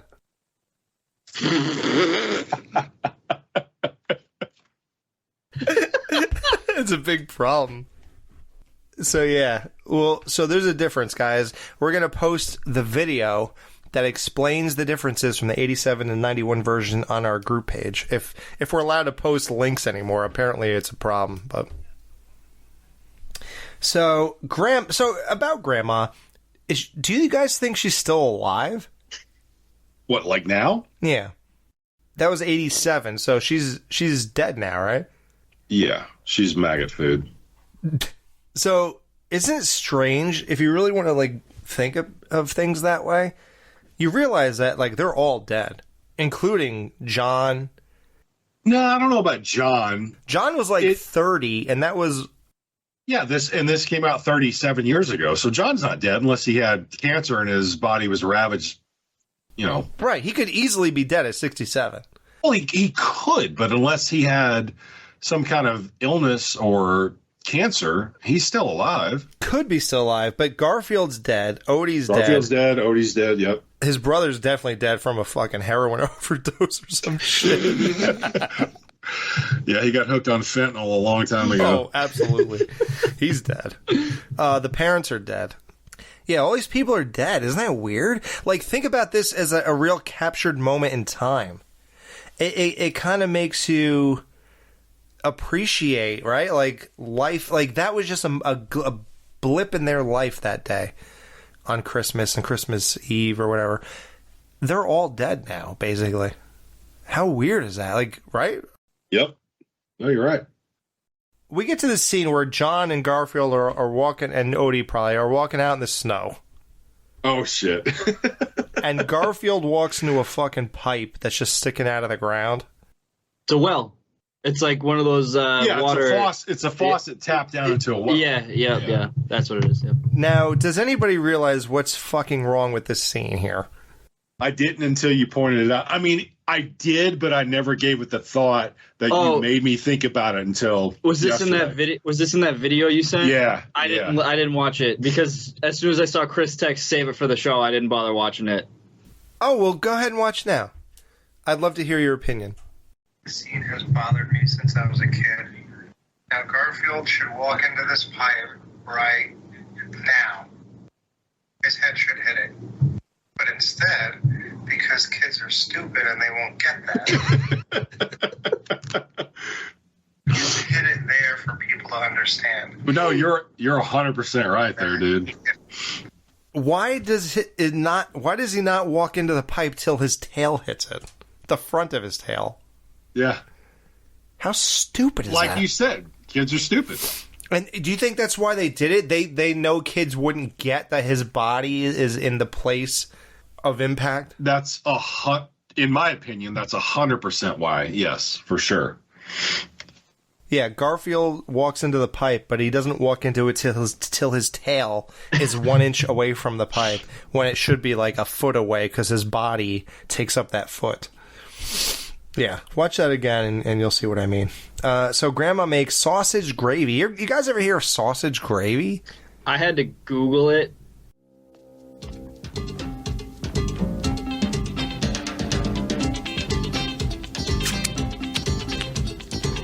By any chance, you're not thinking of putting chili powder in my sausage gravy, are you, Grandma?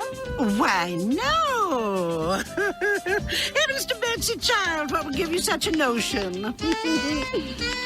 Just because my chili gravy won a blue ribbon at the county fair and your gravy didn't even place. Who am I to tell you how to make gravy? The Green County Gravy Champion, that's who. It is a thing. Maybe there's different forms of sausage gravy. Like when I was growing up, my dad, at least 2 weekends a month, would make biscuits and gravy, but it was white gravy, and in the gravy he would chop up sausage and throw it in there. Did he make it himself? But but in this show, oh god, it was white. But yeah, but in this show the gravy is brown. So Mitch made it different. Mitch gravy. Yep. I guess it's just because there's white gravy and there's brown gravy. White gravy is called also country gravy. Hello, what's this? Why, it's sausage gravy.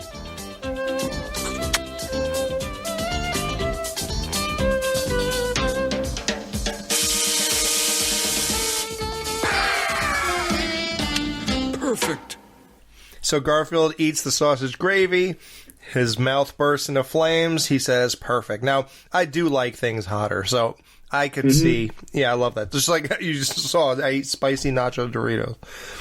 So, yeah, to me, I think that Grandma and Garfield are spot on. So John can't decide what food to eat during Thanksgiving dinner.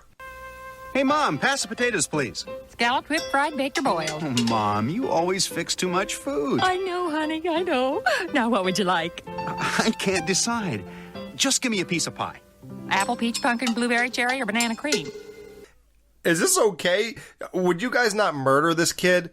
Is coming to your house for Thanksgiving dinner, and because you can't choose what type of potato you'd like to eat, you're going to skip the entire feast I just prepared and just go right to desserts? To the pie. Who does that? What kind of psychopath starts with dessert? Just give me a piece of pie.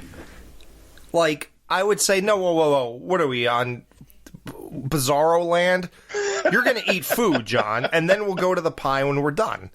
Out of the 6 options she gives him, apple, peach, pumpkin, blueberry, cherry, or banana cream, what would you pick? Pumpkin. Pumpkin or apple with some vanilla ice cream on top of it. I'd go with cherry, hands down, every time. I've never had cherry pie. Oh, really? That's what Neil Page's wife made on Planes, Trains, and Automobiles. Yes. I'd probably like it, too, because cherry is like my favorite flavor of anything. And you've never had cherry? Well, that's your next delivery. Yeah. God damn. I got to find a bakery in Watertown. Oh, my God. Yeah, pumpkin with some whipped cream or Cool Whip or something on it. Fantastic. Oh, yeah. Cool Whip. So Granny is feeding Garfield and Odie under the table, and the dad says, "You sure are packing the food away tonight, Grandma." I'm eating for 2 now, dear. Ah. Am I nuts? Or doesn't that refer to being pregnant when somebody says that? Mm-hmm. Hence the look that the dad gets on his face when she says that. 3 questions. Who fucked her? 2, was it a goat on the farm? And 3, how is she still fertile at 70 whatever fucking years old she is? Why would she say that as an excuse? Yeah, it threw me for. I was like, what? What does that fucking mean? I'm eating for 2 now, dear. The only thing I could justify it as is it's very badly written, as in she's eating for 2, as in the 2 animals that she's feeding. Or see, my other thought was because Grandpa died, so she's eating his share now. Okay. Oh, all right. That's the only other thing I could think of. To make logic of it, yeah, okay, that makes them that. Why would she go, well, he's dead now, I have to go ahead and eat what he Why would she try to trick them into thinking she's pregnant? I think that's just adult humor. I think... Oh, you know what? Wow, dude. That's just for us. She was making a joke, wasn't she? Oh, yeah. Holy shit. You guys, I'm sure everyone's got that one grandmother who's like a little... Hot? Yeah, ew, gross. A little hot. No, Alex, a little like mind, dude. A little like saucy, a little like they're like like she's still young. I'm still cool and hip. Yeah, she could still make the joke. Yeah, like that kind of stuff. Wow. Yeah, my mind is blown. You just blew my mind. She was making a joke, guys. I never even thought about that. We're unpacking this, man. This is good. Holy shit, dude! Oh yeah, you thought we ripped apart Charlie Brown. So Garfield goes in this big mission to put the star on top of the tree because you put that on last. Careful, Dad. Don't hurt yourself. Why is it we always put the stupid star on last? Why don't we put the star on the top of the tree and then put the tree up? Well, it just wouldn't be Christmas if we put the star on first, honey. Hey, Garfield, come over here. Garfield, I have a very important job for you. It's a dangerous assignment, but if you succeed, you'll be a hero.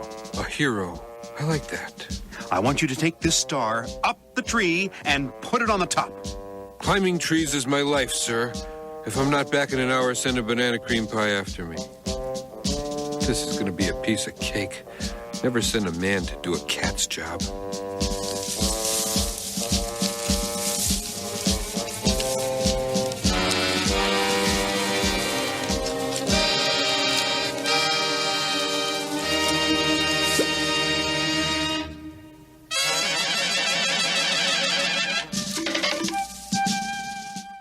Pardon me?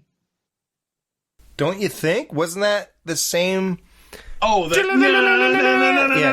they play when they look at the old guy in the chair? Is that not the same cue? And he goes, "Shut up, you two." Oh, Wow. No, you're right. You're right. When they zoom in on the old guy. Holy shit. No, you're right. You're right, dude. Yeah, they play a horror cue wow, on this. that never, ever occurred to me before. Wait, she's saying this is right before he falls down the tree? Yeah. Okay, Yes. so we're at the tree. All right.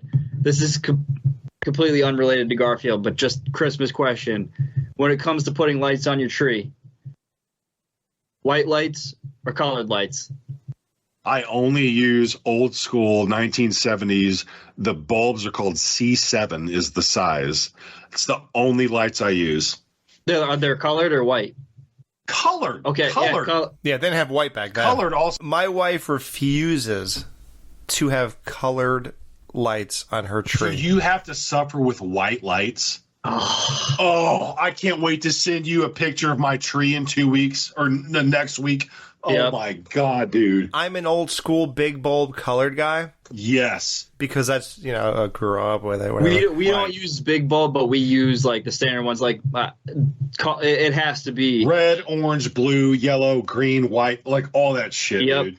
You could press a button where it's all white or all colored lights. She refuses to hit the colored lights. no That's so depressing. Oh my God. And you have no say in that? The big bulb ones are what do it for me. These little ones, even colored, Right. isn't the same. So I just kind of don't care. No, just like behind me right now, that's what does it for me. Those Right. bulbs like the big that. ones, right. And I don't have it anyway, so. We don't use ones like that, but we still use at least like the multicolored lights, and that adds like a completely different effect. The nostalgia effect, right. Yeah. Yep. Whoever invented Christmas trees should be drug out into the street and shot. Is everybody ready? Here we go.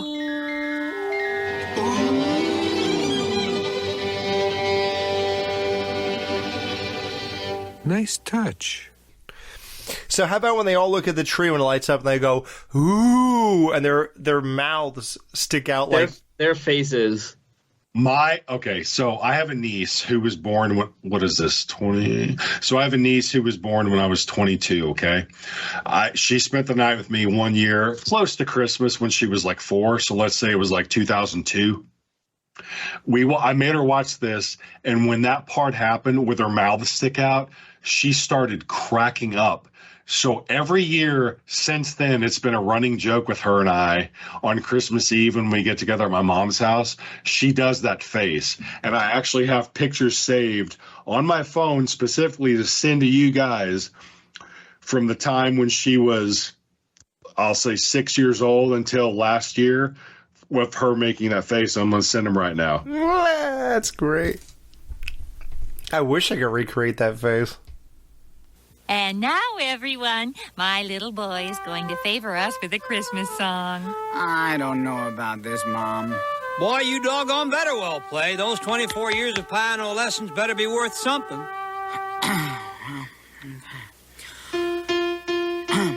Oh, Christmas tree, how lovely are thy... Scoot over, sonny boy. Let old Grandma take a whack at that. Oh, Christmas tree, how lovely are thy branches. Whoop, whoop, bidoop, bidoop, bidoop. Well, what do you think, dearie? No, the original 87 version did not have that scene. Did not have because because that's the version I had for years. So in 2004, when I bought this fucking holiday DVD and I watched it, I was like, what the fuck is that scene? I don't remember that. So that was added in the 91 version, yes. That doesn't make sense, though, because why would Garfield look at the tree and say, and do a mirror thing of his Halloween episode and go, nice touch, like when the lightning struck at the old man's house on the lake, he said, nice touch. And just like the tree lights up and he goes, nice touch. And the next scene, he's wide-eyed on the piano and Mom's playing. Why would that happen? It almost looked like that other scene was missing from it. But you're saying it was added afterwards. Well, so the grandma scene was filmed originally for the show. But before it aired in 87, they cut it for time purposes. That's why in the 91 version, Or that's why in the original version, when you don't see the grandma scene and they cut back to the piano, Garfield's already on the piano, and John goes, "Why don't you play it for us, Grandma, Mom?" The way he says, just like in that video I seen you this morning, the inflection in the voice. Why don't you play it? It's as if two other people played or someone else played, right? Like someone else had just played, right? Because Grandma just played that fucking song, which they reinserted in the 91 version. That was interesting. Well, you better not touch those ivories until they've had a chance to cool down for a while. Get on down. Chico. Why don't you play for us, Mom?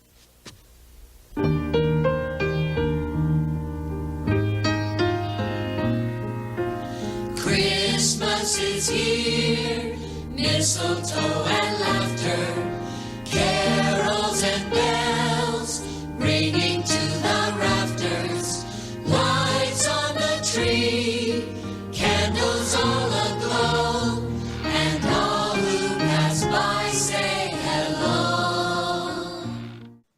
Then the grandmother is sitting by the fire, I guess the fire. I don't remember. This is the scene, yep. Then we get to this whole thing where in 87, all they show is a fireplace. Look at him. They show a fireplace, and in the 91 version, they show a picture of Grandpa, which you guys have no idea what we're talking about, and I understand. No, somebody out there knows, and they're appreciating this right now. That's all I care about. Okay. So then... And the color palette of this scene, totally different. It's blue. It's dark now. It's blue. In the 87 version, it was all colored, bright, reds, everything. All the lights were on. But in the redo version, there's mood lighting, kind of. Exactly. It gives it a much better mood. Yes. So then the dad reads Binky the Clown Who Saved Christmas, but he has to say it like Binky says it. And now, ladies and gentlemen, it is time for Dad to read us our Christmas story. Yeah! Which is entitled Binky, the Clown Who Saved Christmas. Do I have to do this? Here's the book, dear. Now go over to your favorite chair and we'll all listen to you read the story. I'm beginning to feel a little silly reading this book year after year. Oh, but think of the children, dear. Yeah. They so look forward to it. Right, Dad. Yeah, let's see if Binky saves Christmas again this year.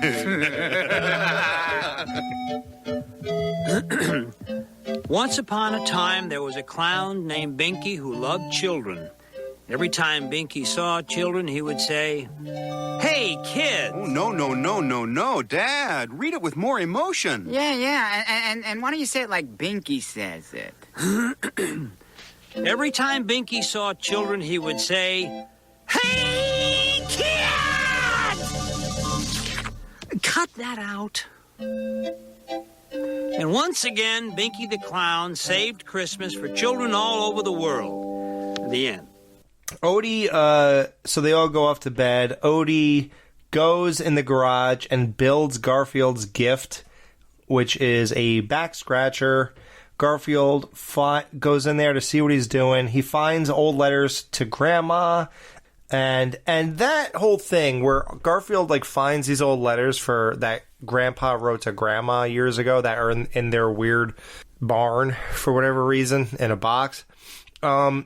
That shows that this episode has heart. Yes. Well, even the Garfield and the grandmother in the on the rocking chair, that whole thing is it's like almost, I shouldn't say sad because it's not. Eventually, we're all gonna be old as fuck, on a Christmas, wishing we had, wishing we were back doing Dead Man's Party. Probably. Those nights were the best. Man, I still remember sitting there, totally bombed, doing a Charlie Brown Christmas review, and we were totally off the rails. We recorded it 6 times!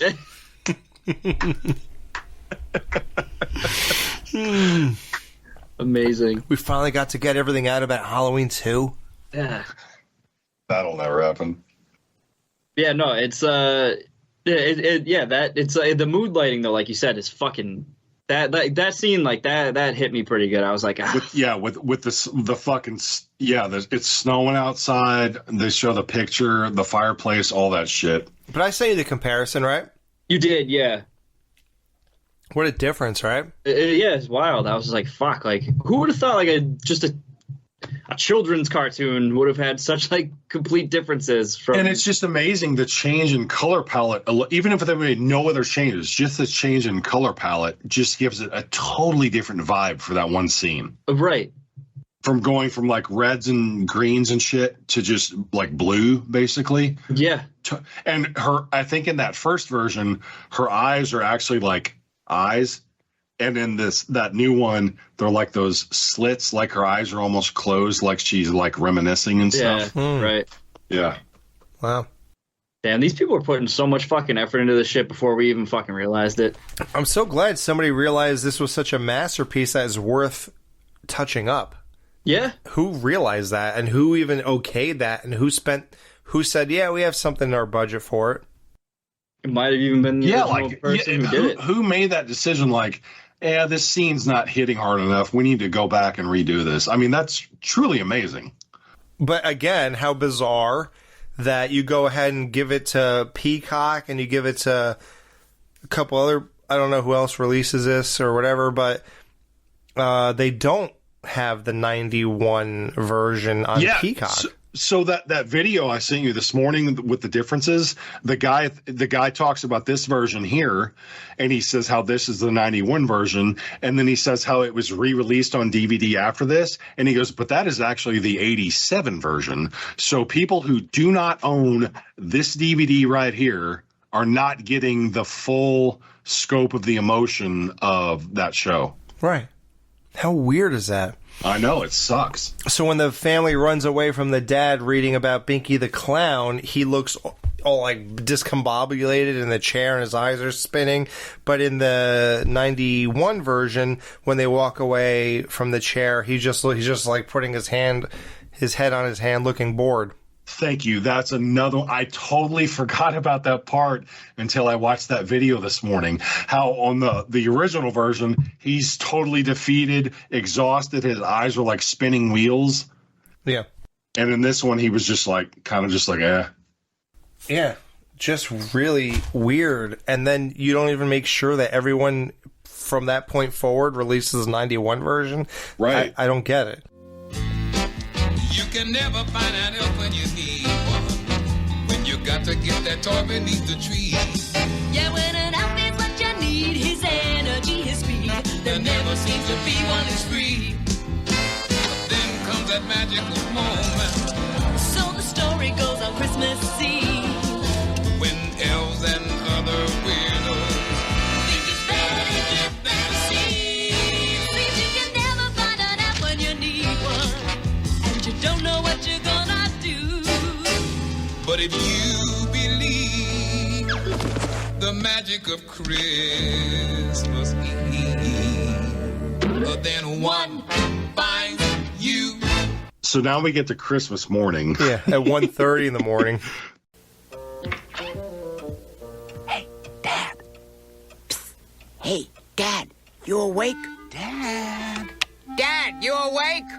Well, I'm awake now. What do you boys want? Is it time to open our presents yet? It's 1:30 in the morning. No, it's not time to open presents yet. It is Christmas morning now, you know. Doc Boy has a point there, Dad. Anytime after midnight is technically Christmas morning, you know. Go to bed. All right. Pleasant dreams, Dad. It is Christmas morning. I know that, and you know that. I kind of did. This is very like if you did this as a kid. I don't know if me and my sister did 1:30 in the morning, but I'm sure we did like 3 or 4 in the morning.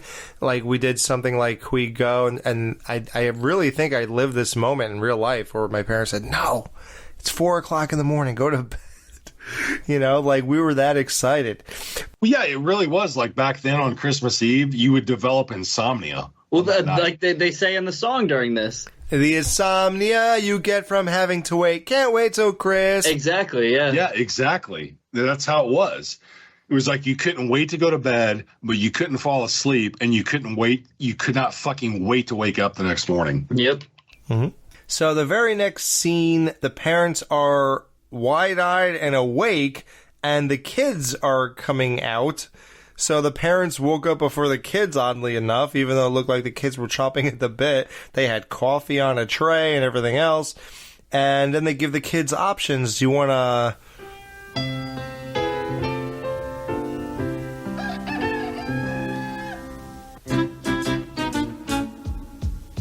Well, what do you boys want to do first? Do you want to do chores? Do you want to eat breakfast? Or do you want to open presents? Presents! They were kind of okay with the idea of breakfast first, though. Yeah, half-ass. So, if you study this scene, which isn't... you don't have to be a scholar here, but... Can't wait.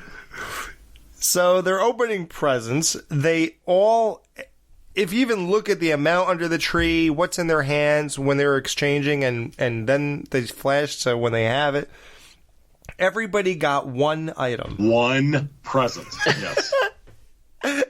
So Doc Boy and John were waking up at 1:30 in the morning so that John could receive an oversized red sweater. I'm in my notes. John got a red sweater that's 17 sizes too big for him. And they don't even showcase it either. You don't realize it until after. No, it's just like this dissolve where they're giving each other gifts. And then they have the gifts, and Doc Boy's sitting there with like a model airplane going, like just running it around. At 30 years old? Not to mention, Doc Boy has on a fucking full adult onesie pajamas with the footed pajamas with the feet in it, with a rabbit on the front and a fucking Peter Cottontail white puff tail on the back. Oh yes! He has the Ralphie pajamas from Christmas it's Story. The Ralphie pajamas, but it's blue. Yes. That's amazing. It's got a white puff tail on the back. But Ralphie was 8. He's 30. 30, dude. Yes. And he's got a goddamn plane just going A around. 30-year-old man. Now, Ghoul, you live at home, like you say, do all this stuff. You're going to wake up Christmas morning. There's no way on earth anyone's buying you a model airplane, right?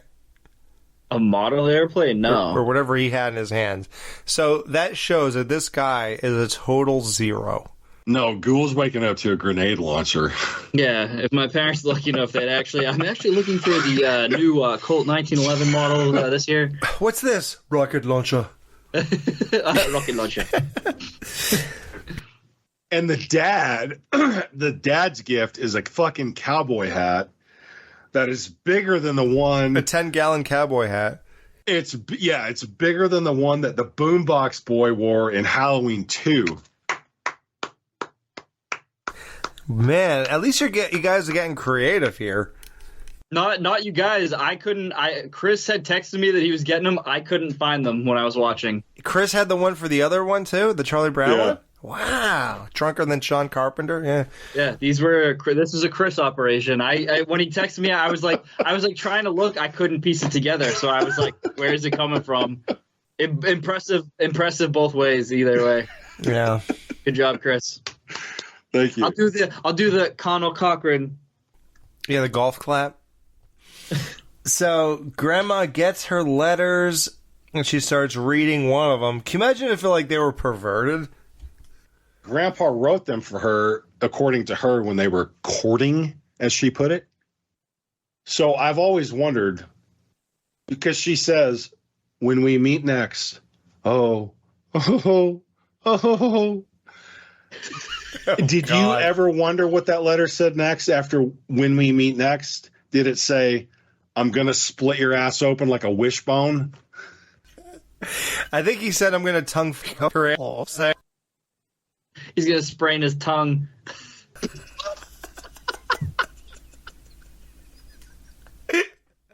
Oh my God.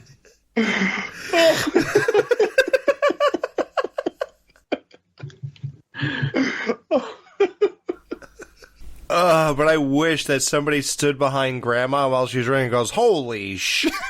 The fuck were you two into?" I wish her son, like the dad of the family, was like, "Jesus Christ, Mom." The camera would have panned over and Doc Boy had been reading the letter over his shoulder and he was like jerking off behind her. So you say Doc Boy's being a creep, just being like, huh?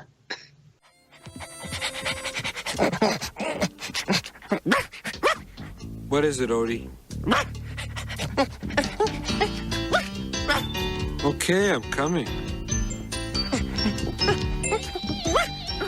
Okay, what do you want? Okay, what is it?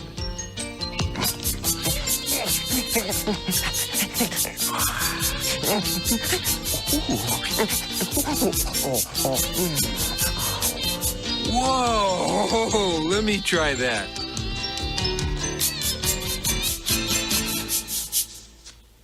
Odie, sometimes you amaze me. This is the best present a cat could ever get. Now and then, you're something special.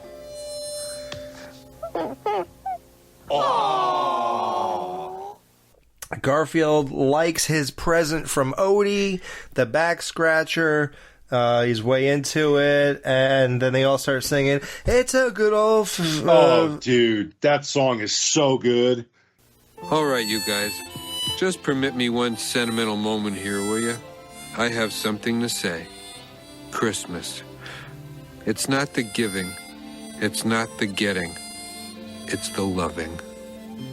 There, I said it. Now get out of here.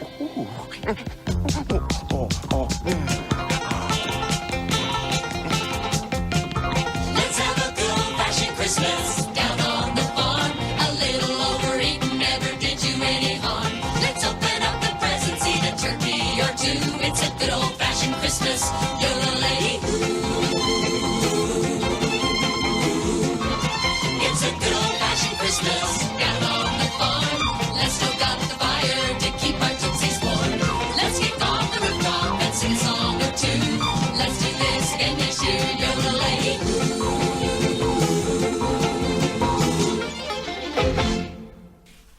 Oh, man. Every song. Every song is fucking amazing, dude. God. Yep. So that's... Yeah, and you're going to play all those songs, right? Oh, yeah. Okay, thank God. Oh, yeah. Every song... No, seriously, every song in this show justifies being played. Oh, yeah. Just like Halloween. I don't regret any of those songs. All right. So, how many perverted letters from Grandpa are you reading out of 5 for Garfield's Christmas special, Chris? Oh, God. This... I don't even have to think about this, dude. This is hands down in my top 3 at the absolute worst Christmas specials of all time. Wow. It is... Oh, easily. Amazing. I feel like every single scene in this show keeps your attention. Every single scene is worth talking about. Every single scene keeps you in the Christmas mood, whether it's singing a song, something funny happening, whatever. It is a fucking... Now, I know this is dated because, you know, like we said, you and I grew up in a different time when Garfield was a thing, when Garfield was popular. And I get that. I get that someone Ghoul's age or even younger would watch this now and be like, oh, okay, you know, whatever. All right. But to people like you and me who were actually into Garfield back then when Garfield was like a phenomenon, Right. yeah. This is like almost an untouchable for me. This is an absolute fucking 5 out of 5 banger if I ever had one. Yep. Wow. What is competing with it if it was number 3? So, number 1 is probably something. Well, Ghoul, I know you've never heard of it. Alex, you probably haven't either. People either know this or they don't. It was a special made by Jim Henson back in 1977 called. It's just like the Muppets, but it's not the Muppets. It's puppets like that. It's called Emmett Otter's Jug Band Christmas. So, like I said, you either know it or you don't. Great. It is fucking incredible. if you're a fan of the Muppets, you would love it. Yes. So that is my number one Christmas special of all time. So Garfield and then Rudolph the Red-Nosed Reindeer would battle for my number 2 slot, depending on the year. California Raisins. Do you remember that show, though? Yeah, no, I saw it live. I saw it when it happened. Okay, good, because most people don't even know what the fuck that is. Yeah, most people never heard of the California Raisins. Wow. Well, I'm not saying that, but most people don't know what the fuck Will Vinton's claymation Christmas special is. Huh. You won't believe this, dude. I recorded this. This also came out in 87. This and Garfield premiered back to back on the same night in 1987. And I recorded the whole hour block on a VHS. So I used to watch these back to back every single year. See how it all comes together? Yep.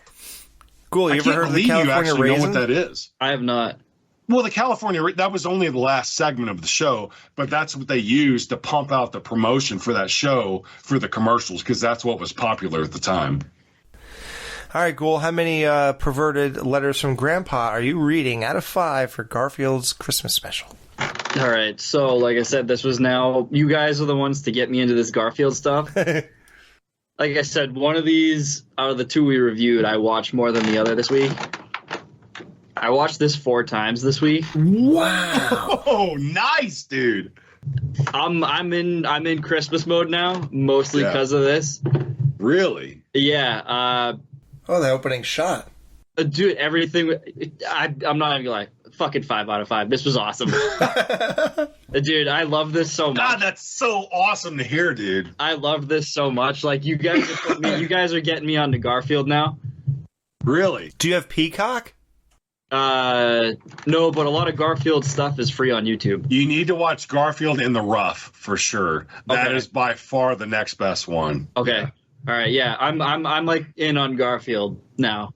But yeah, this was an absolute 5 out of 5. Vibes, music, like just everything about it was like wow, fucking amazing. I'm very happy we got to do this. I am thankful that we got to do this. So that's amazing, dude. Yeah. Obviously, the Charlie Brown, that's still considered a Christmas classic, an annual. And they made a big deal of it like 3 or 4 years ago when Apple TV got the exclusive rights to air the Charlie Brown show. Oh, yeah. Fuck that shit. But like, it's like once like the earlier mid-90s hit, that Garfield show just kind of went out into the ether. And if you knew it, you knew it. But it's like, now I don't know if I should say that because I don't talk to a lot of younger people like Ghoul. But obviously, Ghoul, you'd never seen this before, though, right? It's funny. I had never seen this, but I'm starting to realize now, like, Garfield's always been a character that I knew about. Right. But I don't as know far as these special, like the Halloween and Christmas stuff, you'd never seen those, right? Not at all. None. But like when Alex and I were growing up, they were like, I'm not going to say shoved in your face, but they were on every single year back when network television was a thing, and they would like promo the shit out of them every single year. Right, yeah. They would. Yeah. I'm obviously, well, I don't know if it's obvious, but I'm giving this 5 out of 5. There's a Hall of Famer on the show. Oh, yeah.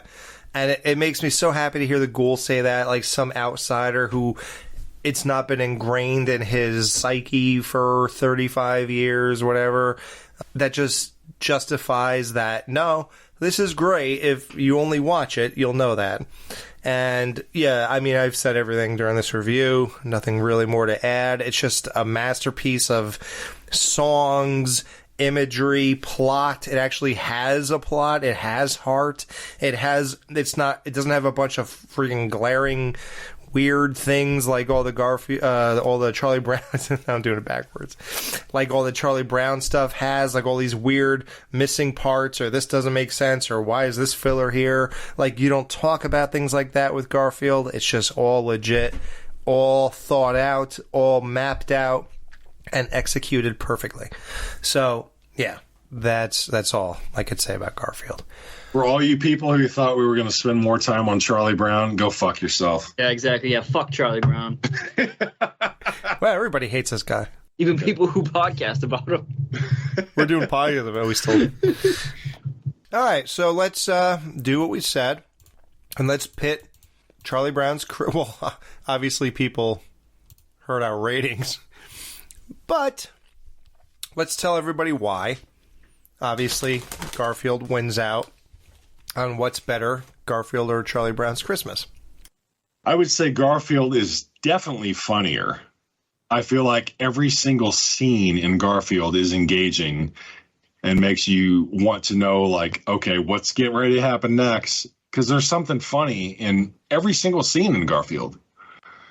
I'd say both of them have a great Christmas aesthetic / vibe.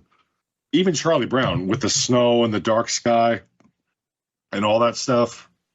Yeah, I feel like the Garfield show, the characters are better. You got Garfield, you got, well, Odie's not much in this show, but John, Doc Boy, Grandma, Dad, I think they're all funny. And in the Peanuts show, I just don't. They're kind of a bunch of dicks. Yeah, They're just a bunch exactly. of assholes, yeah. It's kind of a downer watching it. It's not as entertaining of a watch as Garfield. You know what I mean? Mm-hmm. Yeah. Is it as fun or Christmassy to watch a kid get bullied? Right. The entire duration of a Christmas special? Or is it cool to see Garfield sneak snacks under a table and hang up a star and spy on this dog making a back scratcher and just embracing this family and the grandma and having an actual, like we said, a heartfelt moment? And like you know how the Ghoul was so appreciative of like how Riggs's character actually embodied the Christmas spirit, like the way the whole arc happened with him and all that. And he said this isn't just like Die Hard where it took place on Christmas. He said this actually had a Christmas a thematic life experience throughout. And that's, and again, I even said Lethal Weapon has more heart than Die Hard. And this kind of exemplifies the same kind of... Oh, absolutely. Absolutely. For sure. Yep. Yeah, like Chris said, the music, the characters, everything is, and also the main through point is there's actually a fucking simple but coherent story in Garfield, whereas Charlie Brown just feels like a bunch of scenes cobbled together almost. Yeah, just a kid getting bullied around Christmas time, and at the end they all decide to fucking feel like happy for him, which makes no sense. This one, Garfield, made the most sense. It almost feels like, I know this might be sacrilegious to say, but even with the Halloween special, that the Charlie Brown Peanuts gang, like the writers are almost desperately thinking of anything they can that has anything to do with Halloween or Christmas, and let's do that. But we barely have anything, so let's fill the rest with anything else we can, and let's just get through this episode. And also, the Charlie Brown episode definitely went for the quote unquote true meaning of Christmas more than the Garfield one did, with the whole Linus speech and then ending with "Hark the Herald Angels Sing" and all that stuff. Like they were really trying to go for the, for lack of a better term, the Christian. Yeah, that's that's exactly what it is. Yeah. Well, because they have nothing. Honestly, they have no idea. Right. Yeah. So they're like, let's go to the basics. Jesus, birth. Garfield got it better because what does he say at the end when he's I don't know the exact quote, but he's like basically says like it's not the giving, it's not the getting, it's the loving or something like that. It's the loving. Yeah, and that's Garfield got it right. Really, like that's really what it is. I'm not against the Jesus thing or anything like that. I'm not either. Yeah. But at the same time, as a kid watching a car... What'd you say? Satan rules? Satan is our pal. Satan is our friend. Satan is our pal. But like at the same time, as a kid watching a cartoon... You're not going to get this as a kid. Right. And it's like, that's fine. It is what we're celebrating. But It just seems like you guys are just going for the basics because you have absolutely no ideas. But you have to remember, that also came out in 1965. Arguably when you should have the most amount of ideas because nothing's been done before. So you should actually... But also 65 is when you probably had the most amount of children who actually, like, were still, like, religious. Like, you know what I mean? It was like, a more religious time. Like, now religion is seen as, like, a bad word. You know? It's almost like... Right. Yeah, absolutely. It is not embraced at all like it used to be. It used to be... Right. It was mainstream. Mainstream. It was our true north. Like, we knew good, bad, evil, whatever from religion. And now we're obviously totally going the opposite direction. And it's a different world. But I'm not even saying that hurts the episode. I don't think that's even a problem when Linus gives that thing. I think it's just the fact that I think you guys have nothing to do here, and you're just coming up with anything you could possibly think of at the last minute to come up with a Christmas special. Yeah, there's like no cohesiveness at all. And even this whole point of like getting away from commercialism. And what does he do at the end? He goes commercial. Yeah, he sells out. What am I supposed to learn from this? Also, Lucy sucks. Yeah, I don't know. Garfield's just more entertaining. Oh, God, it's 20 times more quote-unquote entertaining than Charlie Brown. Holy shit. 20 times. And it's a shame it never got its due. It's kind of like the Lethal Weapon of action. Versus Die Hard. Yeah, wow, good point. Yep. Absolutely, it is a Lethal Weapon. So let us know if you agree with us or not. Leave a comment in our YouTube, Facebook group, or wherever you can yell at us. So, yeah, we have 2 more Christmas specials coming up, and then we are done for 2024, our inaugural year. Yeah, inaugural year of Dead Man's Party. Man, we went hard. Damn, almost... Yeah, pretty much every week since we started. I know we missed the first couple of weeks in January, but we didn't know we were doing a show then. So, yeah, wow, going hard and ending it. 2 more shows to wrap up our first year ever. Can't believe it. Next week, look forward to 2 men who want to go into a boy's home alone with him, and I don't know how else can we pervert this. Well, regardless of what these guys do with this kid, we have a special guest next week, Carly Sonnefeld. You guys have heard of her if you are in our podcast circles. If you've seen such modern classics as Bathtub Shark Attack, Crackoon.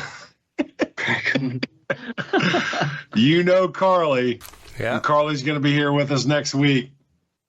She's obsessed with Home Alone 2, but yeah, no, we're excited. So yeah, Home Alone next week. Make sure the doorknob is not hot before you grab it, and we will see you then.